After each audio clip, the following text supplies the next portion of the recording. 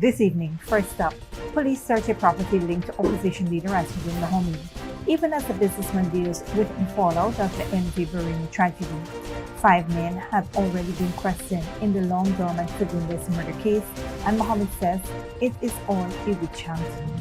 Also, 83 people are still missing, 27 bodies recovered, and calls for resignation growing louder. Opposition parties across the political spectrum want Minister Juan Edghill gone as Guyana confronts its deadliest maritime disaster in history. Then a trip to the outdoor toilet turns fatal. A Dartmouth man on the Essequibo Coast is electrocuted near a chicken coop, and 2 young children are hospitalised after apparently touching the same live wire. Meanwhile, rescue survivors who do not appear on the ferry's official manifest. Vice President Jagdeo confirms a troubling discrepancy that investigators are now calling illegal, as a joint task force reviews boarding footage to determine exactly who was on board the MV Barima. And severe winter storms and flooding leaves at least 5 dead in Chile, with a state of catastrophe declared as rescue teams race to reach isolated communities. Those stories and more coming up. Stay with us.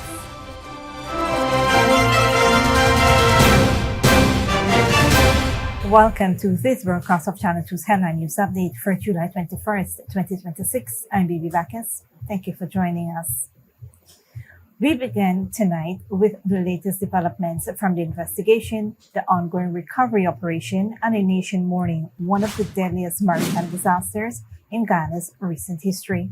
Authorities have now confirmed through CCTV footage from the Georgetown port that 179 people, including 18 crew members, were aboard the vessel when it departed for Port Kaituma on Saturday evening. In its latest update, the government says 77 people have been rescued, while 41 bodies have now been recovered from the Essequibo River.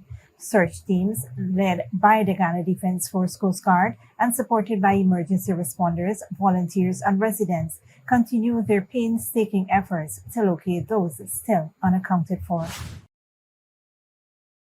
Pressure is mounting on Ghana's government following the sinking of the MV Barima, with opposition parties across the political spectrum demanding the resignation of Minister of Public Works Juan Edghill as the death toll climbs and dozens remain missing. As of Monday afternoon, at least 83 people remain missing and 27 bodies had been recovered from what is being called Ghana's deadliest maritime disaster. The 87-year-old vessel sank roughly 7 miles offshore near Iron Pond, close to the Pomeroon River, on the night of July 18. Officials have since revealed that the vessel was carrying 179 people, far exceeding the initial reported 133. We invest in nationhood leader Azruddin Mohamed, a partner for national unity, the Alliance for Change, and the Amerindian People's Association all called for Minister Edghill's removal, along with Minister of Public Utilities Deodat Indar and MARA Director General Stephen Thomas. I'm calling on the Minister of Public Works to resign immediately. APNU Member of Parliament Essequibo Andrews demanded records proving the vessel's seaworthiness and safety certification. Ministers Edghill and Indar must resign. We are calling for an impartial investigation, one that should also see the immediate removal of the minister responsible for this ministry because of his own action. A public authority cannot credibly investigate every aspect of its own conduct, where its own decisions, oversight, policies, and systems may themselves form a part of the chain of causation.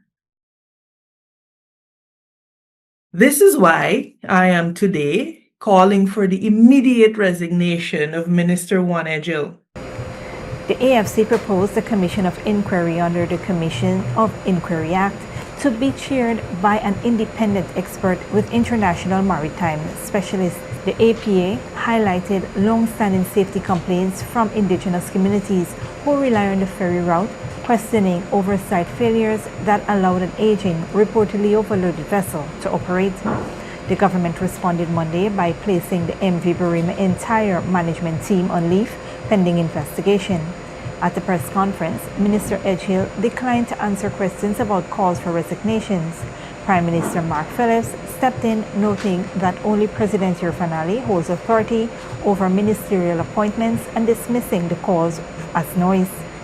Political pressure is expected to intensify as recovery efforts continue and further details emerge about the vessel's manifest discrepancies and operational failures. In a dramatic escalation of a long-running murder investigation, Guyanese police on Monday searched a property linked to Opposition Leader Azruddin Mohamed, even as the businessman remained occupied with recovery efforts following the deadly MV Barima ferry sinking. The Guyana Police Force confirmed in a brief statement that ranks executed a search warrant at a property at Friendship East Bank Demerara as part of the ongoing probe into the March 2021 murder of Ricardo Fagundes, widely known as Paper Shorts. The force noted that acting on the legal advice from police on Monday, the 20th of July 2026, executed a search warrant at a property at Friendship East Bank Demerara, adding that the warrant was granted by a magistrate after consideration of the information presented. While police did not name the property's owner, Mohamed's sister, Hannah Mohamed, confirmed in a Facebook live stream during the search that it belonged to her brother. So while the opposition leader is currently in Iron Punt in the Essequibo River, conducting search and recovery efforts after the tragedy that has struck this nation, where 100 or more Guyanese are sadly probably dead, and he's recovering bodies from the river while he's conducting his search and recovery efforts. This is what the PPP government and the Guyana Police Force is doing. Mohamed has previously been implicated in Fagundes killing, an allegation he has repeatedly and firmly denied. The search comes amid a flurry of activities in the long-dormant case. In recent days, police arrested 5 men for questioning: former security guard Mark Richmond, tin shop owner Troy Singh, mechanic Satruhan Rajkumar, security manager Odu Kunu, and auto sales dealer Amarnath Ramsuk. No one has been charged, though 3 of the men, Richmond, Ramsuk, and Kunu, have since been released on $1 million station bail each. The renewed police activity follows Mohamed's public claims that authorities are conducting a witch hunt against him in retaliation for his disclosures regarding President Dr. Mohamed Irfan Ali's multi-acre farm on the Linden-Suicide Highway. Mohamed and his father, Nazar Mohamed, are separately wanted by the United States to face trial on charges of money laundering, wire fraud, and mail fraud related to their gold trading business. Stick around when we return. VP Jagdeo, indigenous leaders affected by MV Barima tragedy won't be sidelined at NTC conference, and local fishermen use decades-old sea knowledge to locate sunken MV Barima.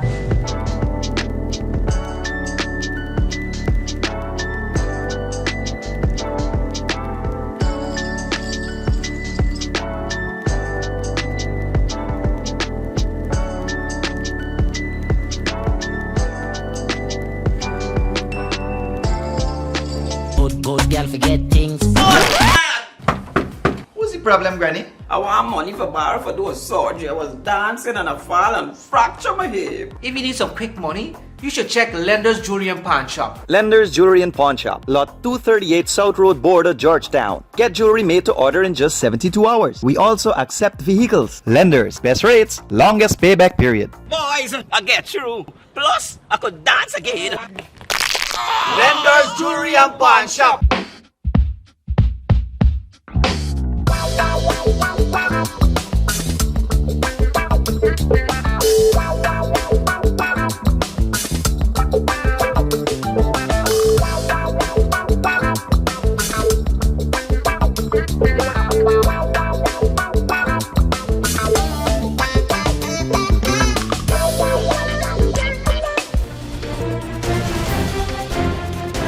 Welcome back. A routine trip to the outdoor toilet turned deadly for a 28-year-old Essequibo Coast man on Monday evening, in an incident that also left 2 young children hospitalized after apparently coming into contact with a live wire. Police are investigating the death of Kelton Ben of Ptolemy Avenue, Dartmouth Village, Essequibo Coast, following the fatal incident which occurred around 5:30 on July 20th, 2026. Preliminary inquiries revealed that Ben had gone to use an outdoor toilet at the back of his yard. When he failed to return, a relative went looking for him and found him lying motionless next to a chicken coop. Investigators subsequently discovered that an electrical wire had been connected from the house to the chicken coop several months earlier to provide lighting for the structure. A 9-year-old boy and a 6-year-old girl were found shaking while leaning against the coop and were rushed to the Lima Regional Hospital, where they were admitted for observation.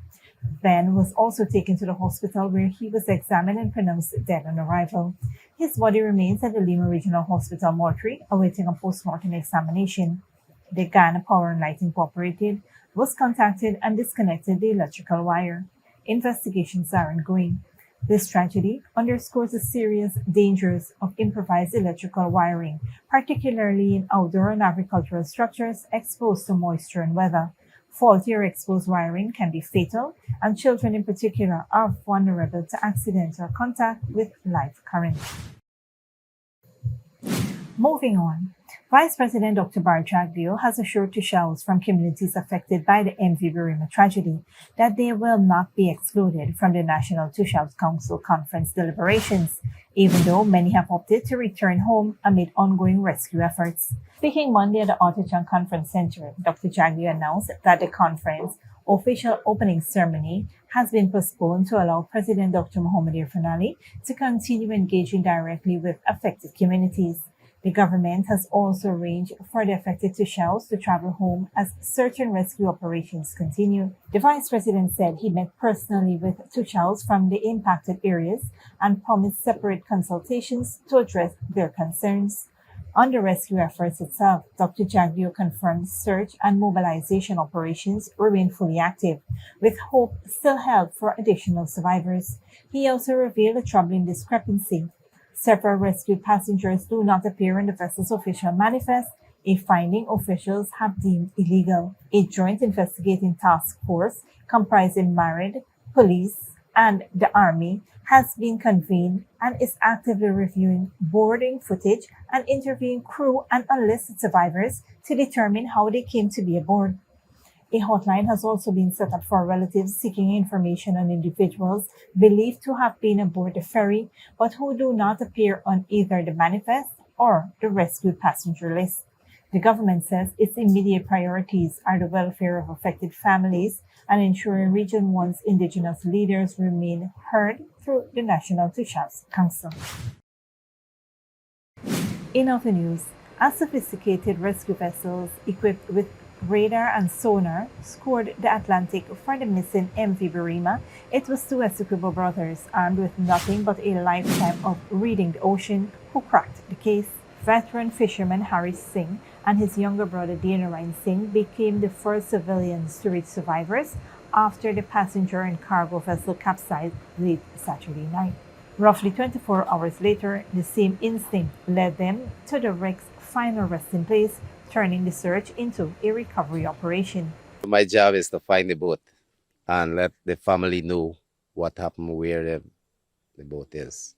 Well, I did my job yesterday. I went out and did it. On Sunday morning, the brothers helped direct search efforts towards the waters of Hackney, where they suspected survivors would have drifted. They spotted the flashing locator light attached to a life raft surrounded by exhausted passengers.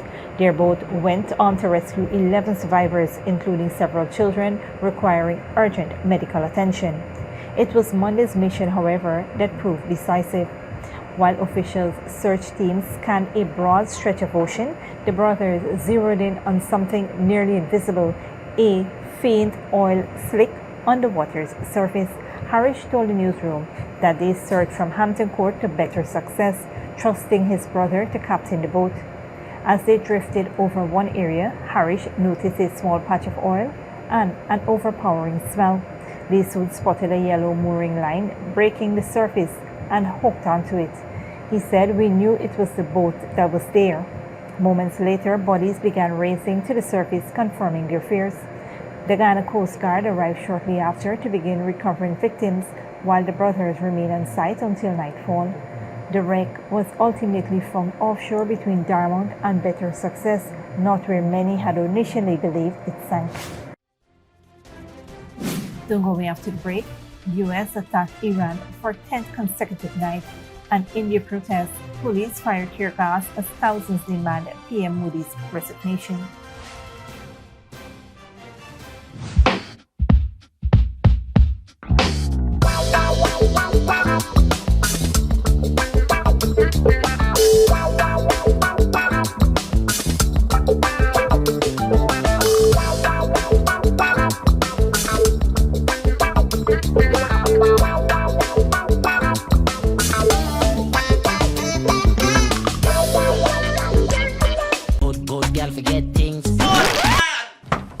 What's the problem, Granny? I want money for borrow for those surgery. I was dancing and I fall and fracture my hip. If you need some quick money, you should check Lender's Jewelry and Pawn Shop. Lender's Jewelry and Pawn Shop, lot 238 South Road Border, Georgetown. Get jewelry made to order in just 72 hours. We also accept vehicles. Lenders, best rates, longest payback period. Boys, I get through. Plus, I could dance again.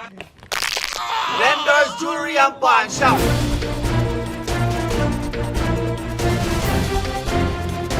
Welcome back.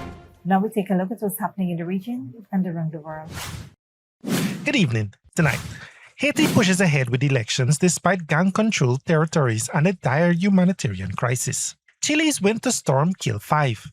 The U.S. marks 10 straight nights of strikes on Iran, and protesters flood New Delhi demanding Modi's resignation over an exam leak scandal. We will begin in the Caribbean. Haiti is moving forward with plans to hold long-delayed elections before the end of 2026, with a $120 million election budget approved. Officials hope an elected president can take office by February 2027. The United Nations warned, however, that credible elections depend on significant security improvements, as armed gangs continue controlling large areas of the country amid one of the world's worst humanitarian crises. Severe winter storms and flooding have battered Chile, leaving at least 5 people dead and thousands affected across multiple regions. Al Jazeera's Lucia Newman reports. Emergency teams are working round the clock to rescue isolated families caught in the worst winter storm front to hit Chile in more than a decade. Yo soy santiaguino. I am from Santiago. I saw snow there when I was little, but this amount of water? Never, never. It began last Friday in the south-central regions, with gale force winds and rain that in just one day surpassed the yearly average. Mudslides, landslides, and flooded rivers followed. And now the storm has moved north, pounding the Atacama and Coquimbo regions, an area more accustomed to acute drought. We're experiencing not an emergency, but a catastrophe. So far, we have 80 families that are isolated, 11 people missing, all the ravines flooded, and routes 41 and 5 cut off. 10 of Chile's 16 regions have been put under a state of emergency. And now President José Antonio Cast has declared a state of catastrophe in Atacama and Coquimbo. The storm is caused by the El Niño phenomena, described by some as a Godzilla Niño because of its intensity. El Niño is a climate pattern marked by unusual warming of surface waters in the central and eastern tropical Pacific Ocean. In cities like Ovalle, the government is rushing to replace flooded hospital services. The Army's modular hospital is on its way to the Ovela because as a result of the rains, intense damage was caused to 5 of the 7 wards of the Ovela hospital. Thousands of families have been evacuated, but the worst may not be over. 3 more storm fronts are forecast to keep hitting areas already flooded, increasing the probability of more devastation. Lucia Newman, Al Jazeera. The U.S. Army says it has completed a 10th consecutive night of strikes on Iran, targeting command centers and air defense systems. That's after President Donald Trump promised retaliation for the killing of at least 3 American soldiers. Al Jazeera's Axel Zaimovic reports. An intense wave of U.S. strikes hitting a wide range of targets across Iran. East of the country, multiple explosions in Chabahar. It's the 10th night and the U.S. Central Command maintains the aim is degrading Iran's ability to threaten the Strait of Hormuz. Until now, much of the campaign had focused on the south. but the overnight strike suggests the campaign is now reaching much further inland, hundreds of kilometers apart. Iranian media say explosions were heard in Tabriz in the country's northwest. In the south, strikes hit the Bandar Abbas, Sirik, Kashim Island, and cities all close to the Strait of Hormuz. Taken together, the attacks stretch across much of the country. U.S. President Donald Trump says the strikes are retaliation for the killing of at least 3 American soldiers over the weekend, as well as attacks on commercial shipping. Yet, even as the bombing intensifies, diplomacy has not disappeared. The White House says indirect talks with Iran are continuing. But for now, negotiations are unfolding alongside a military campaign that is growing both in scale and in reach. Axel Zaimovic, Al Jazeera. Police in India's capital, New Delhi, fired tear gas and used buttons to disperse thousands of protesters, demanded the resignation of Prime Minister Narendra Modi and the Education Minister over an exam leak scandal. Al Jazeera's Neha Punia reports. Unprecedented scenes of unrest in India's capital city as riot teams faced off with angry protesters. We were there as the crackdown on protesters began. Just down the road is the main protest site of Jantar Mantar, and in the last few moments we've seen police firing tear gas shells, pushing back all the protesters that had gathered there. The thousands were expected, but tens of thousands of people have showed up here in solidarity with the Cockroach Janata Party. All through the day we've seen people coming in large numbers, defying the closure of metro stations, defying security deployments, breaking through barricades. But now police teams are there. They're trying to clear up the protest site. Internet access in and around the protest site was throttled as the city turned into a fortress on Monday. But despite this, what we saw was a massive show of strength. The numbers so staggering that the police were unable to hold back demonstrators. Many made it to the gates of Parliament, which is currently in session, but tear gas shells and batons were used to stop their march. The Cockroach Janata Party says the protest continues despite the crackdown and has criticized the police's actions during what they claim was a peaceful demonstration. India's main opposition party, Congress, has also accused the government of using force to suppress dissent. The Cockroach Janata Party has been protesting for a month now following irregularities in a national medical exam that millions of students took in May. The protest is one of the biggest public demonstrations we've seen against Prime Minister Narendra Modi's government in recent years. A jobs crisis, experts say, has led to rising discontentment in a country where 65% of the population is under the age of 35. Given the number of people who've shown up to protest here, we finally saw the Indian government change its stance. After weeks of calling this protest an anti-national movement, you had a senior minister from Mr. Narendra Modi's party meet these protesters. They presented their list of demands, including demanding the resignation of Education Minister Dharmendra Pradhan. They say the ball is now in the government's court, and their serious engagement with these demands will decide what happens next. Neha Punia, Al Jazeera, New Delhi. Thanks, Dominic. This brings us to the end of our regional and global news coverage. Up next is the 3-event forecast.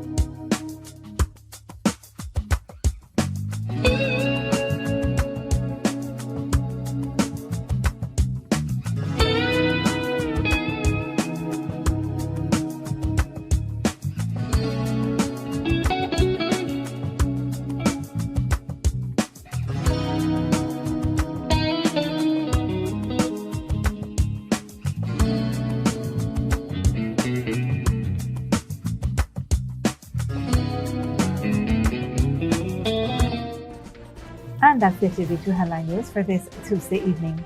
As we take our leave, we invite you to follow us on Facebook and YouTube. You can tune in tomorrow 6:30 a.m. for rebroadcast and at 7 p.m. for more news. Until then, please take care of yourselves and each other.